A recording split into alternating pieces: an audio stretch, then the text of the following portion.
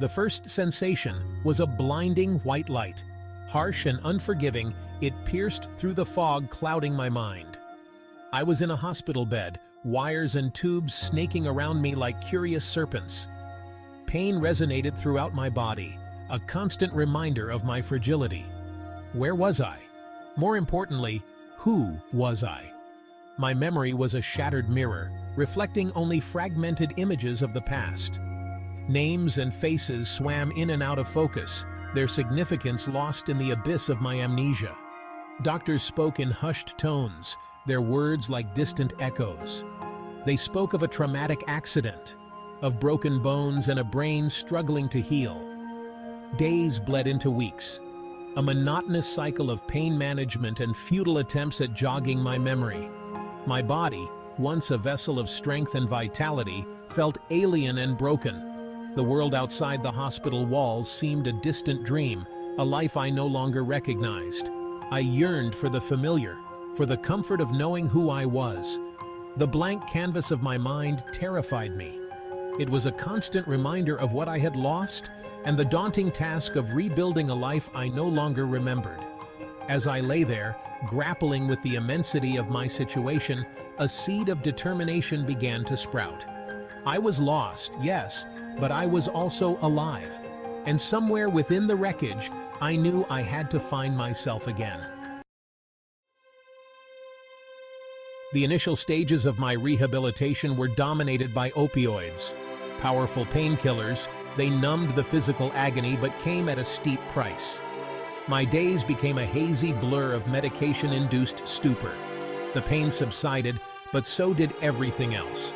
My emotions flatlined, my thoughts became sluggish, and my once sharp mind felt shrouded in a dense fog.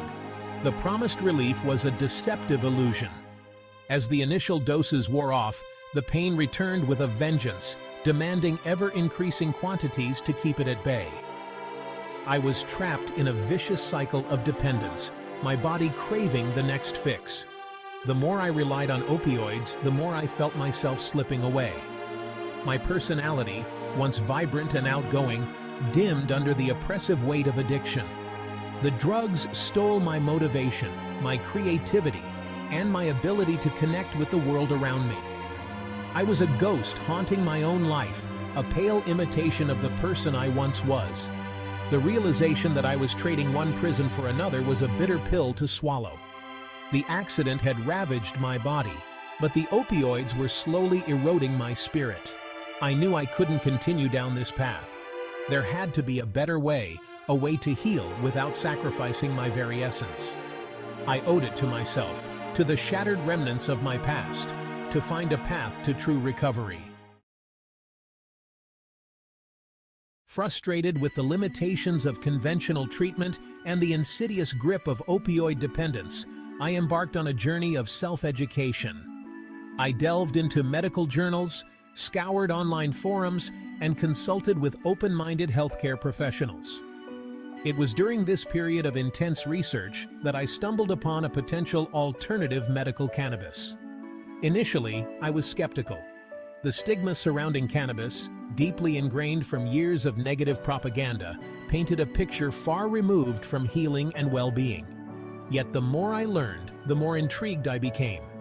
Scientific studies highlighted its efficacy in pain management, its ability to alleviate nausea and stimulate appetite, and its potential neuroprotective properties. Could this be the answer I had been desperately seeking? The decision to try medical cannabis was not an easy one. It meant challenging societal norms, confronting my own preconceived notions, and navigating a complex legal landscape. But the alternative, a life tethered to opioids, was simply unacceptable. Driven by a flicker of hope and a deep desire to reclaim my life, I took the leap. I vividly remember my first experience with medical cannabis.